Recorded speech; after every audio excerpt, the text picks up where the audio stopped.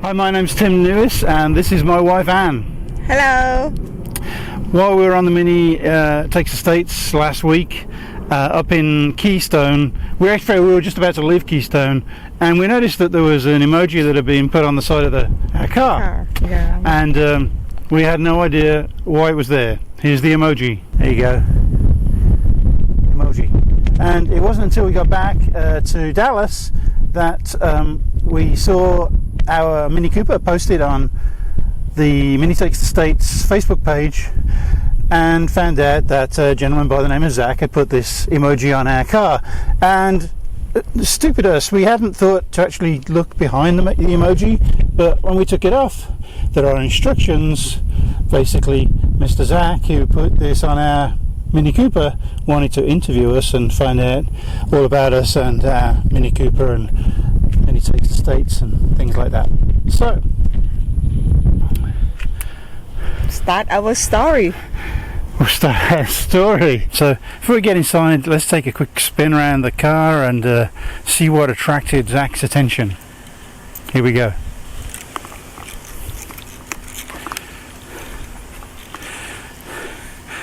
So you can see it's this is a 2014 Mini Cooper Hardtop S, and as you can see, it's kind of distinctive by its dragon logo on the side, one on each side. Funnily enough, we've just ordered a new JCW, and Anne is determined to put a dragon on the JCW as well. So she's going to maintain that look and feel. Now, as you can see, it's a volcanic orange, and you'll notice, looking through the back windows, the headrests that she's got in here, she kind of decorates the car to match the colour. So anything that you see in the car necessarily isn't a specific theme. It's more just colour match. You'll notice here we got a sticker, respect for the king. That's because Anne is from Thailand. And we've also got a Harley Davidson. She's used a vanity plate of Lana, and the reason for that is because Anne is from Thailand and Lana was the northern province, which is where she grew up. So there you go. It's pretty much it, really. I'm kind of curious about the whole branding by Mini, especially the word Cooper, because if you grew up in England, you really didn't see any Mini Cooper S's. You saw Minis. You saw an Austin Mini or a Morris Mini. You didn't see a Mini Cooper S. You saw very few Mini Cooper S's. They were kind of rare. And really and truly, the Cooper came from John Cooper's influence over the kind of enhancement of the engine, and that really wasn't what Mini was about in the early days. And actually, even when BMW started making the Mini in the first place, it was John Cooper's son who actually had his own company to build JCW aftermarket parts, which I believe BMW bought out later on. So it's kind of interesting that they even used the name Cooper S in the first iterations of the Mini Cooper. Sorry, the Mini. I contradicted myself, didn't I? So there you go. Walk around the outside of the car. So we're gonna start from you first. Okay. So I've already said my name's Ann Newis. You probably tell from my accent I'm from the UK, and actually I'm quite passionate about Minis and Mini Coopers and John Cooper and all the Mini stuff. I used to live just up the road from one of the manufacturing plants, just up the road from Longbridge, which was one of the manufacturing plants. And I have fond memories of driving past and watching Mini bodies go past the window of the building on the conveyor belt. And I also did some contract work in the plant. I installed some underseal robots. So, and I mean, the Mini was our family car in the UK, our first family car that was. So that was me. I got two older sisters, we had a dog, and our parents. We used that car as our family car. So, and we all got in it. amazingly with our luggage. Some of the luggage had to go on the roof, and as you probably know, with the original Mini, the boot used to hang down, so it acted like a tailgate, and you could leave that open and strap your luggage in there. So actually, it would accommodate a lot more capacity than one would at first think. So that's me. I've been in the States for over 23 years now, and actually BMW bought the Mini company name and started redesigning and building the Mini. They didn't start producing Minis or selling Minis until the new Mini, that is, until I was in the United States, and I was very excited to see what they'd done to the brand and the car itself, and I gotta say, I think they did an amazing job.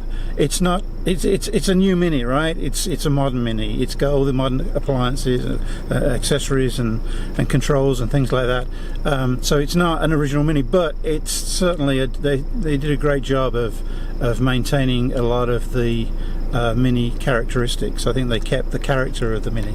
So that's kind of me. Over to Ann. Oh, for me, I like Mini Cooper since in my country from Thailand. They have the first time they have Mini Cooper come to my country, and I really love it because it's so beautiful and it's so different with another car and another brand. But the problem is in Thailand, the car is so expensive, so I didn't afford to get the Mini Cooper in that time until I come to United States. And in that time, the first car for me is a Honda Civic, and after that I changed to be Fiat 500. But in 2014, Mini Cooper get the color one, the one what they call the yellow color that you liked. Yeah, so I'm really excited and I want it, and so I tell my husband, I tell him I want this car. So that's why we moved from Fiat 500. That time I got only 1 year, so I moved to Mini Cooper since that time, and now I still love Mini Cooper, and I'm gonna continue to drive Mini Cooper. Yeah, and actually between us, we've had 4 Mini Coopers. I actually bought one of the first Mini Coopers in the US back in 2005 or 2006, I can't remember now.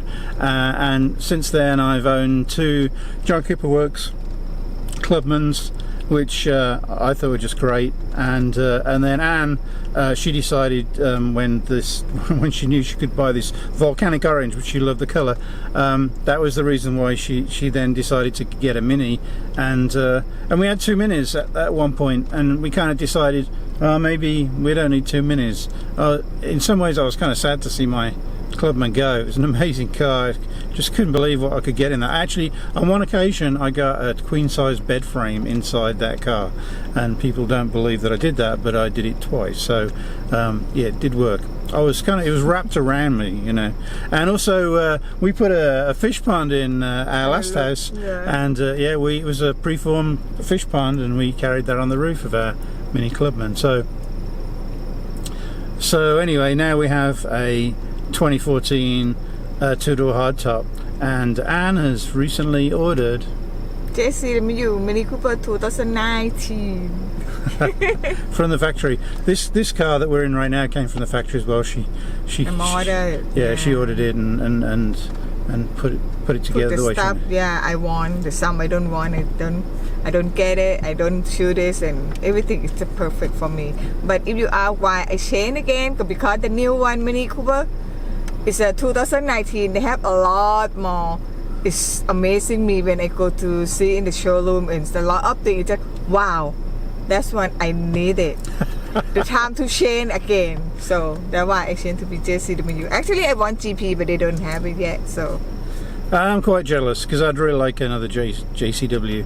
Although the model Anne has ordered has got an automatic transmission instead of the stick shift, which is what I would prefer. But Anyway, so that's us and Minis. Now let's talk a little bit about Mini Takes the States. So Mini Takes the States 2018 was the third time we'd done Mini Takes the States. We did it in 2014, 2016, and obviously just 2018. Yeah. Actually, I really wanted to do 2006. I signed up for 2006, and back then, when you signed up, you actually got a welcome kit, and you got stuff in the post. Things have kind of tapered off over the years with Mini USA. They don't do so much cool stuff, but I gotta give them credit. They do a great job of what they do. So anyway, I do still have some memorabilia from the 2006 Mini Takes the States. One is a pack which was the quarantine pack, which basically was you used it as an excuse to get out of work. So there were a couple of items in that pack. One was a letter to your boss telling him that you were ill and the whatever you'd got was contagious and you could stay at home, right? Another was a sticker that went on your office door which warned people not to enter because you were in quarantine. And there was something else as well. I can't remember what it was. Anyway, I do still have that back in the house. It's just kind of cool stuff, you know. They did. It's kind of. Anyway, so 2018, a different format, 2 rallies meeting in the middle in Keystone. What do you think of that? Well, how do you feel about that?